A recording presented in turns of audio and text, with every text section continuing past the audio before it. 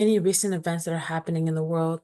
Maybe you might have heard of Gaza. Maybe you might have heard the term refugee, asylum.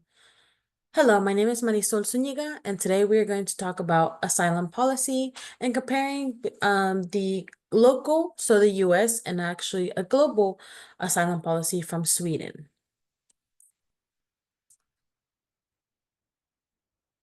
So, on our agenda, we have four big topics that we're going to cover. The first one that we're going to talk about is the social issue. So, what is an asylum policy, the population that is affected, and understanding the policy. The second thing is casual theories. We are going to define what the casual theory means and explain how the issue is present and evidence on it. We're going to talk about policy options or alternatives. So we're going to actually talk about the US asylum policy and Sweden's global policy and compare and analyze the differences and also the similarities and express or explain how the policy, whether it be at the US or in Sweden, how it fails to address the root of the problem or how it can cause a problem. And finally, the preferred solution. So I'm going to be presenting to you a possible solution and explaining why it is important. Why is it valid? So the social issue. So what is asylum and who is affected? So asylum is actually a term and it refers to a protection or security. And it's given to individuals, families, or groups. It's given to those who have fled or left their native or home country. This can be due to fear of persecution. Now, the fear can stem from persecution due to anything from ranges from sex, religion, nationality, political opinion, and even a social group, etc. Asylum is granted to a refugee who can't return to their native origin or homeland. So this is important to realize that asylum means that you are granted protection because you cannot go back to your home. So a refugee is who gets asylum. The social issues, so understanding the policy and changes over time. So the concept of asylum actually came after an international agreement following World War II. As you all know or might have heard, is World War II was during the Holocaust. And so during that time, there were a lot of people that were fleeing. So it was created in 1951 by the United Nations, and it was during a convention related to the status of refugees because of the migrations during World War II. So refugee was adopted then, and then it later actually expanded for us to have a further understanding or further way to accept more people through the asylum process in 1967 by the United Nations Protocol relating to the status of refugees. So the social issue. So limitations on the policy and what values should be addressed.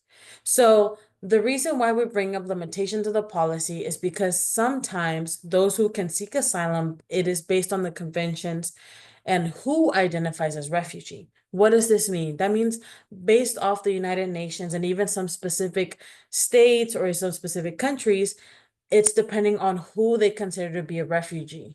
So there are some portions that some countries do accept refugees, depending on like sex, religion, and some of them that do not, because they can actually alter it depending on who they want to be able to bring in. This allows us to also talk about the limitations because as social workers, we are deemed to talk about the dignity and worth of a person. We are supposed to service and we are supposed to promote social justice, which I will get into a little bit further on. So causal theories. Causal theories allow us to understand and know the reasoning why people, individuals, groups, why they leave their countries and why it matters. It even allows us to talk about the issue that arises that leads to people to have to seek asylum and as to why people have to leave. So causal theory. So we're going to talk about two specific ones because it has to do with the asylum policy specifically. So we're going to talk about the push-pull theory. So this theory talks about how refugees' homeland has push factors. For example, reasons that one would have to leave, would want to leave their homeland. So some of those examples are poverty, war, unemployment, and etc. And although their home countries experience push factors, there's also the other side that is called pull factors that actually make another country appear to be a better living situation. So, for examples, you have employment, more freedom of speech, freedom of religion, all the more opportunities of freedom, opportunities to continue education, and much more. So, systematic oppression theory is the second one that we're going to talk about with causal theories because it talks about having power, dominance, and a higher status than other social groups. Why is this important? Because a lot of the times this is a socially constructed mindset that happens around people in a certain country, a certain area that makes some social groups think that they're more than and then see other social groups as less than. And this can be due to race, sex, beliefs, origin. Some examples of that we've actually seen in the United States was segregation. And even up to now, we're still seeing gender income indifferences.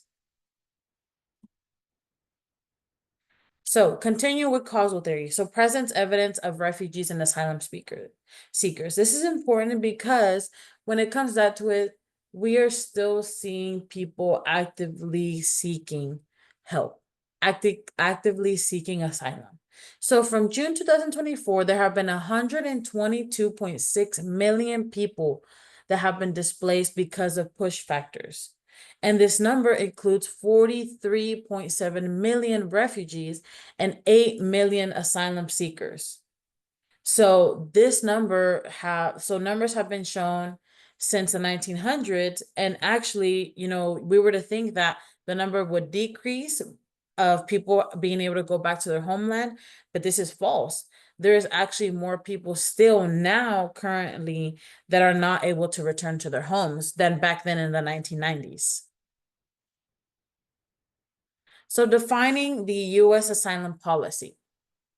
So in the US, thousands of people come to the country and are already living in the country can apply for asylum every year. And so statistically, people who enter the US and seek asylum from war, they actually come to the US and seek asylum because of persecution due to religion or war.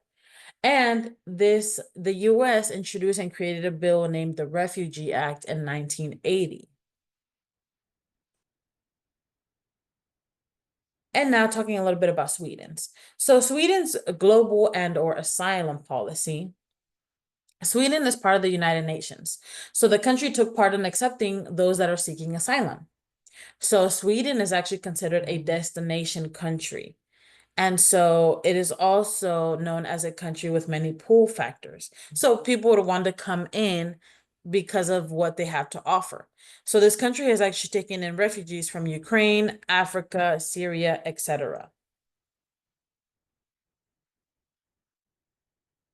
And now to compare and analyze the similarities and differences. And so we're going to talk a little bit about metering. So in the United States, they have a metering practice and entry ports, which means that they can kind of determine who can enter and who can't based off asylum.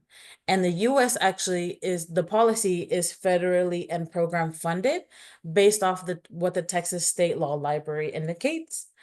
Through Sweden, through their asylum policy, they actually have additional guidelines that have begun to remove refugees who actually have already committed crimes in Sweden, or have an expired permit, or actually have a rejected application.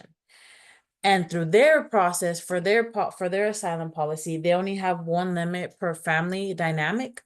So only one member of the family to begin the asylum process in order to not risk the whole family dynamic in case they have to go back or in case they get rejected.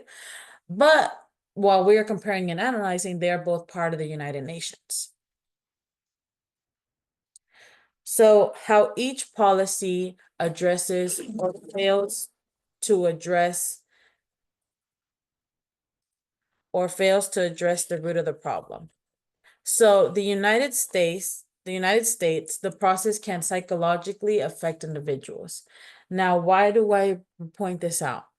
Because the policy, although the aim is to help people, at times, sometimes there could be a sort of incompetence or a sort of lack of empathy to realize that a lot of people that go through the asylum process or refugees have gone through a lot already. And sometimes they may feel that they're let down or that they're hurt and like they get discouraged. Now, through Sweden's side, the policy can negatively affect the refugees economically due to poor integration. So they actually did a research which went back and stated that although Sweden is known to be a destination country, the way that they're limiting a lot of things, for example, one family per dynamic, one family member, should I say, and also, for example, also being very heavy on sending people back for those that have rejected applications, it can negatively affect the integration that they are doing to get back or be in Sweden and begin to prosper. So a preferred solution. So a preferred solution that I came up with was actually to create or implement a system to determine how soon refugees need asylum. Now, why is this important? Because sometimes when people come into the country, that they are seeking asylum for or from, there could be some cases where they might need a faster assistance due to a higher risk of persecution. And so, because of this, I wanted to talk about how the process to get approved for asylum can be very time consuming and can fail to complete and some people can fail to complete the process because of the timing or because of lack of help to finish the process.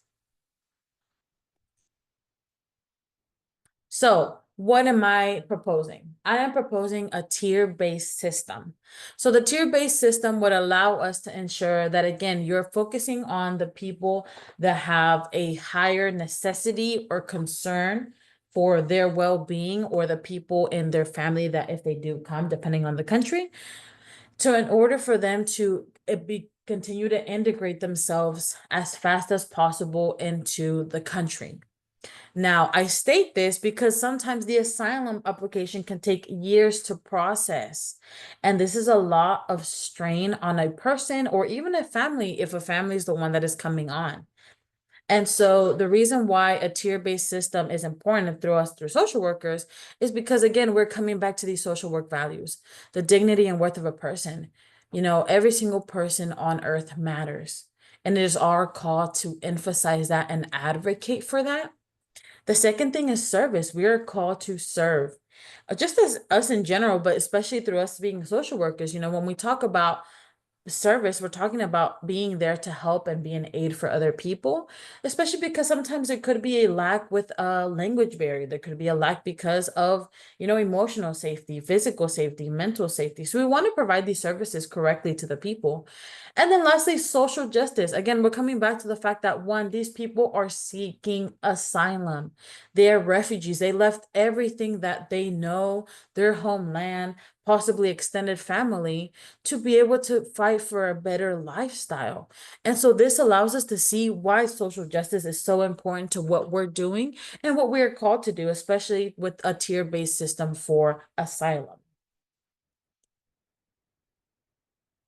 So now continuing with the preferred solution. So by creating a tier-based system, it could lower the time it takes for asylum seekers to wait.